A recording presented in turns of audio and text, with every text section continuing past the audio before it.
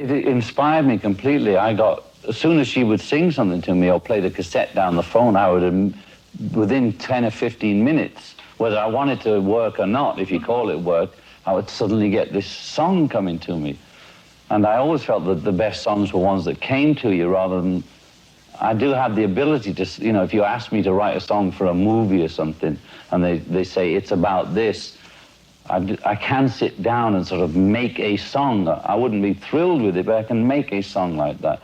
But I find it difficult to do that, but I can do it. I call it craftsmanship. I've had enough years at it to sort of put something together, but I never enjoyed that. I like it to be inspirational from the spirit. And being with Sean and switching off from the business sort of allowed that channel to be free for a bit. It wasn't always on. It was switched off, and when I sort of switched it on again, zap, all this stuff came through. So now we're already, we did enough material for the next album, almost half as much, and we're already talking about the third album, so we're full of vim and vigor. It was very strange. Just when we finished stringing the songs together, then in the next room somebody was saying, quick, come over here because starting over is playing. So we just rushed to that room and we heard it for the first time with that ding, ding, ding. By the way, that's the ding, ding, ding. That's a bell for wishes. And if you make a wish and you hear that ding, ding, ding, and your wish will come true. I was taking Sean and the nanny and the family to a little, except for Mother, who was here selling cows, in Bermuda to the Botanical Gardens for lunch, to the Italian restaurant, because I could get espresso and Sean could get some junk food. And I was just walking in, I looked down, and it was a botanical garden, and it said, we're in the office, folks, that's why it's buzzing. It said, Frisia, Double Fantasy. And it was some flowers. And I just thought, Double Fantasy, that's a great title. Because it has so many meanings that you couldn't even begin to think what it means. So it means everything you can think of. I mean, it's a double couple.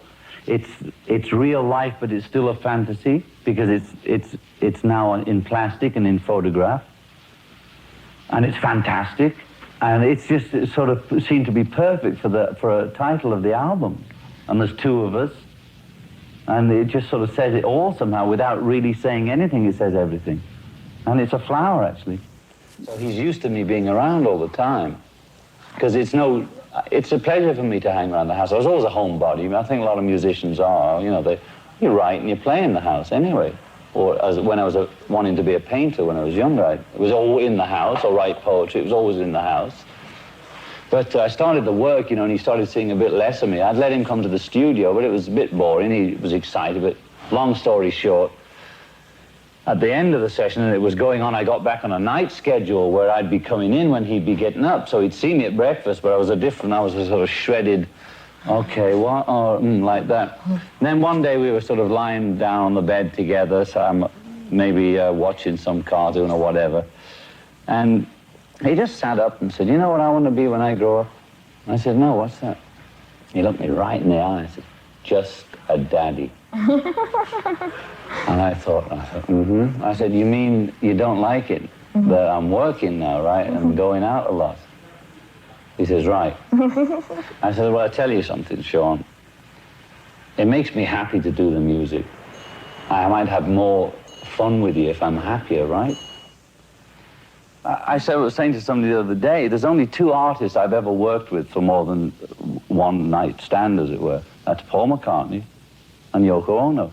I think that's a pretty damn good choice, because in the history of the Beatles, Paul met me the first day I did Bebopaloola live on stage, okay?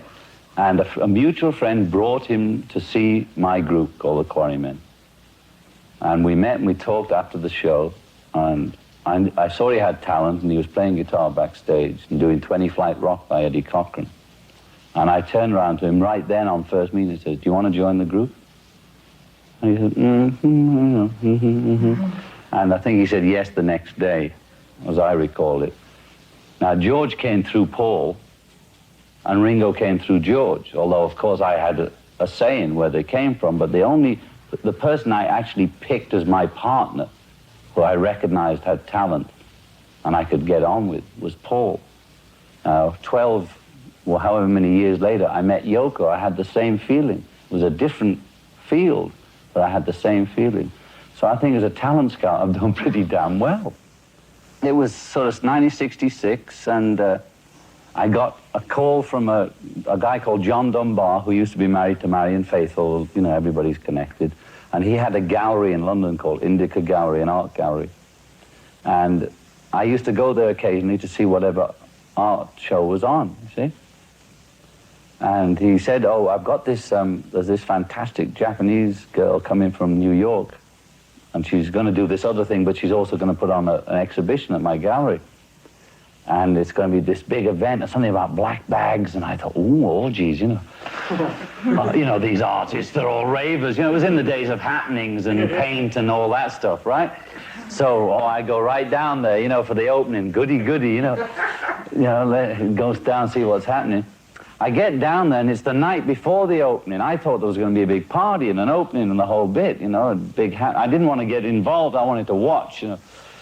I get there, it's all white and quiet, and there's just these strange things all on display, like an apple on a stand for £200, when the pound was worth $8 or something, or whatever. And there's hammers and saying hammer and nail, and all this very peculiar stuff, and a ladder with a painting on the sky, or it looked like a blank canvas on the ceiling with a spyglass hanging from it. So I'm looking around, and there doesn't seem to be many people. There's a couple of people downstairs, and I didn't know who was who. So I get up the ladder, and I look through this spyglass, and it said yes. And I took that as a personal positive message, because most of the avant-garde artists of that period were all negative, you know, like break a piano with an axe. It was mainly male. I'm looking at the female here. It was mainly male art, and it was all destructive and you know. But here was this little crazy message on the ceiling.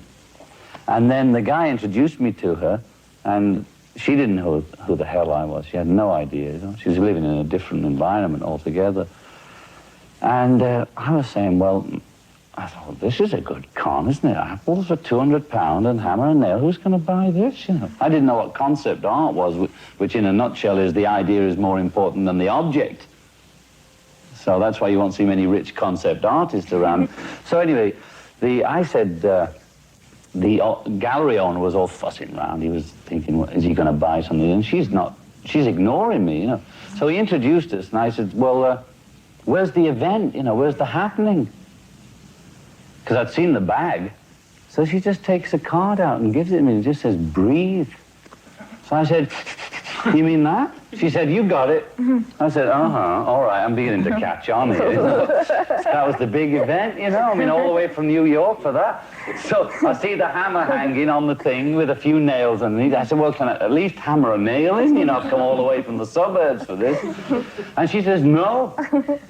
Because before the opening, and I wanted everything to be right, you know. The thing messed up, you know. So anyway, the gallery owner has a little word with her, and she says, she comes over and she says, all right, there's no smiling or anything, because you know how she is.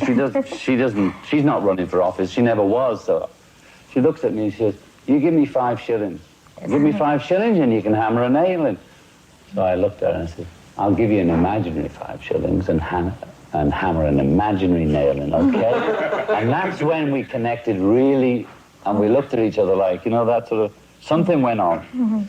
Well, I didn't see her again for a few weeks. We went to a Klaus Oldenburg opening, and we were all, I went with Paul, and I don't know who she was with, but I got separated from Paul, and I felt this sort of vibe behind me. And I looked round, and there she was, you know. And we were both very shy, believe it or not, and I don't know what I said. We said something. We didn't really get together till 18 months later. I'm 40, I want to talk to the people my age. I'm happy if the young people like it, and I'm happy if the old people like it. I'm talking to guys and gals that have been through what we went through together, the 60s group that has survived the war, the drugs, the politics, the violence on the street, the whole shebang, that we've survived it, and we're here, and I'm talking to them. And the woman's song is to Yoko, but it's to all women. And because my role in society, or any artist or poet's role, is to try and express what we all feel, not to tell people how to feel, not as a preacher, not as a leader, but but as a reflection of us all. And it's like, that's the job of the artist in society, not to, they're not some alienated being living on the outskirts of town. It's fine to live on the outskirts of town, but artists must reflect what we all are. That's what it's about, artists, or poets, or whatever you want to call it. And that's what I'm trying to express on behalf of all the men to all the women.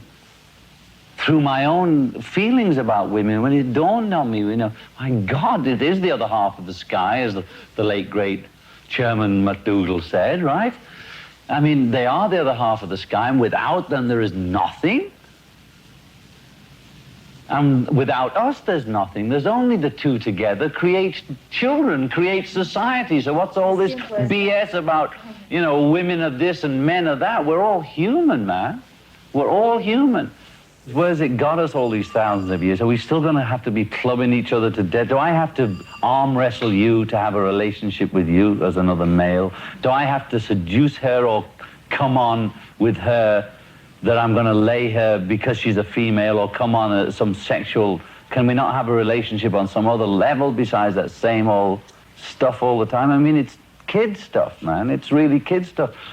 And I don't want to go through life as pretending to be James Dean or Marlon Brando, you know? In a movie, not in real life, even in a movie version of them.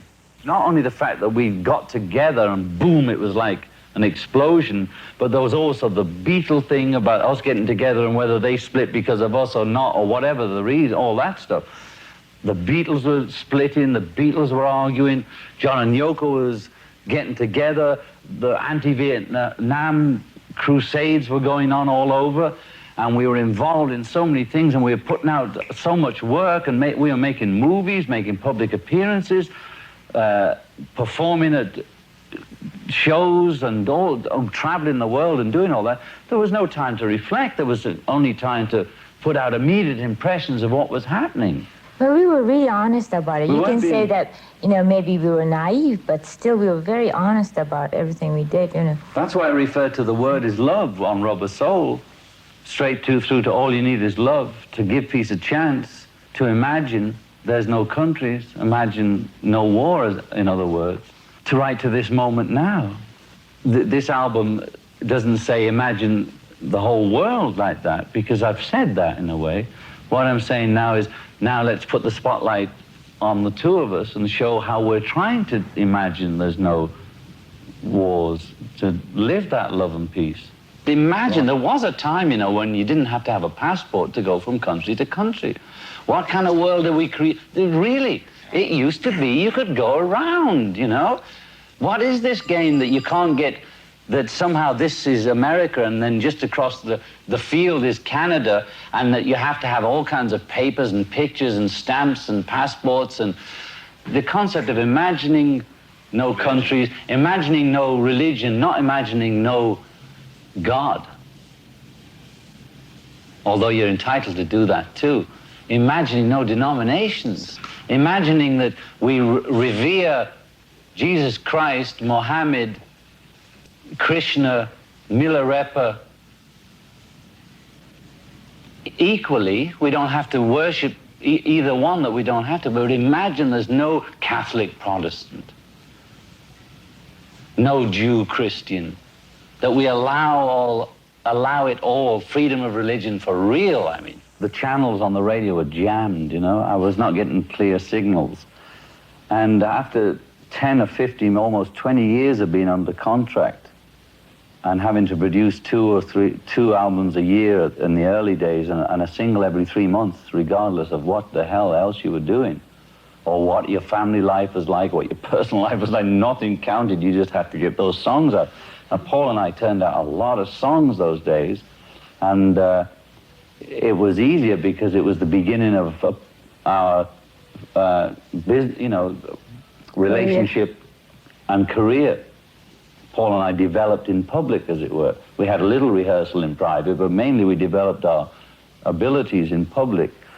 But then it got to be format, and sort of not the pleasure that it was, and that's when I felt that I'd lost myself.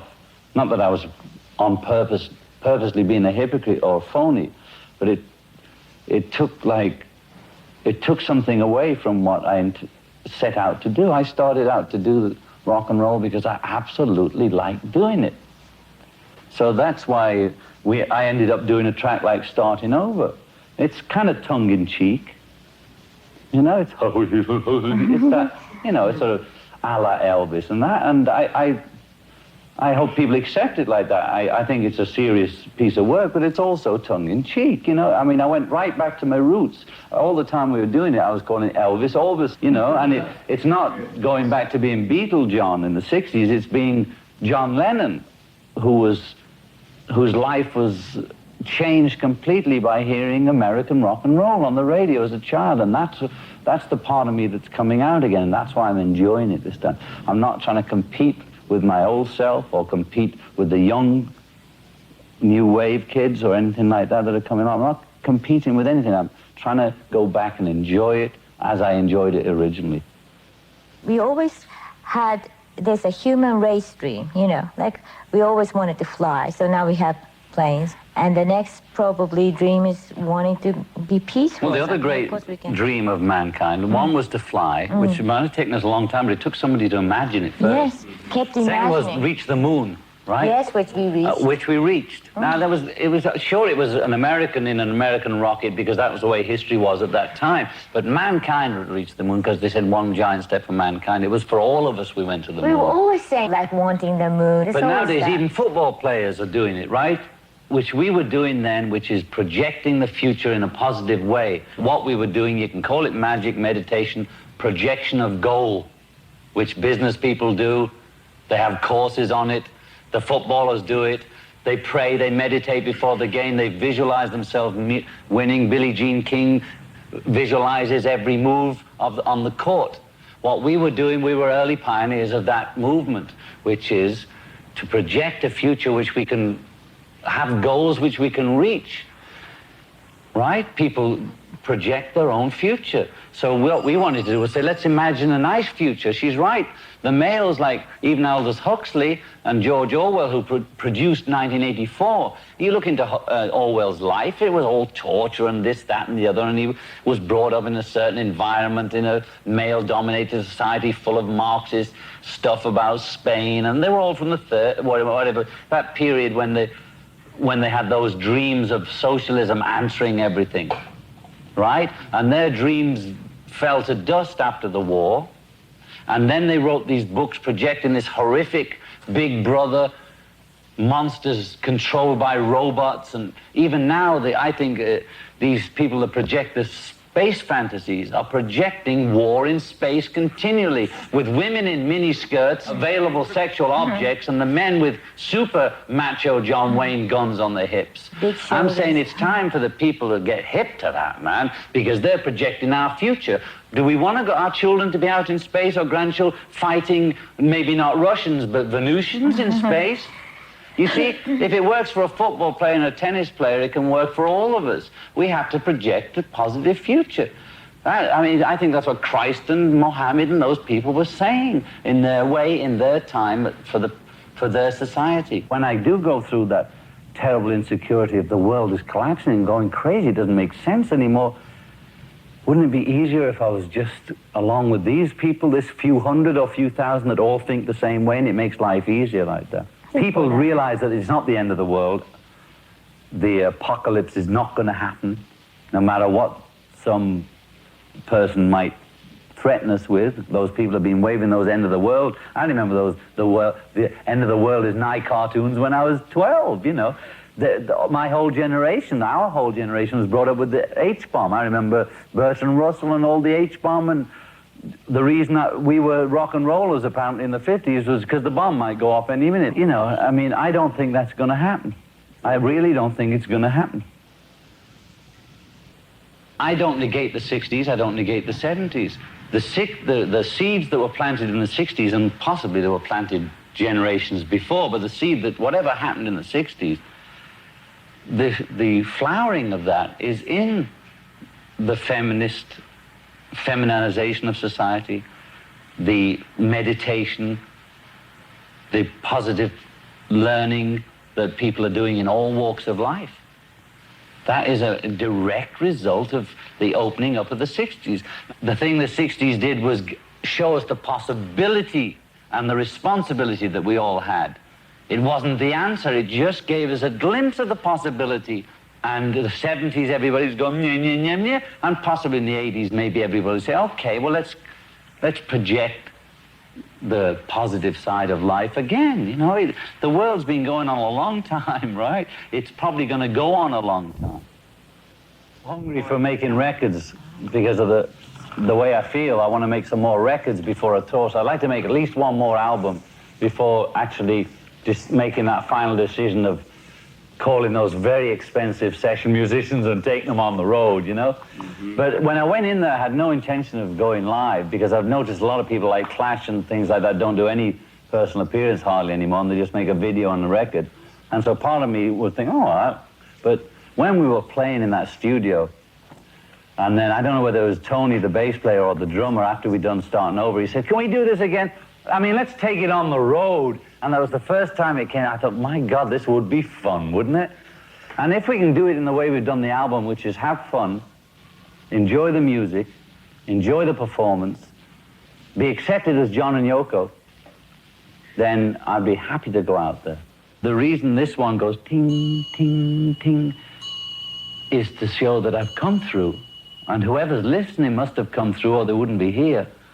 And that's because I always consider my work one piece, whether it be with Beatles, David Bowie, Elton John, Yoko Ono, and I consider that my work won't be finished until I'm dead and buried, and I hope that's a long, long time. So to me, it's part of one whole piece of work from the time I became public to now. And that's the connecting point between that. And the 80s, it's like we got a new chance.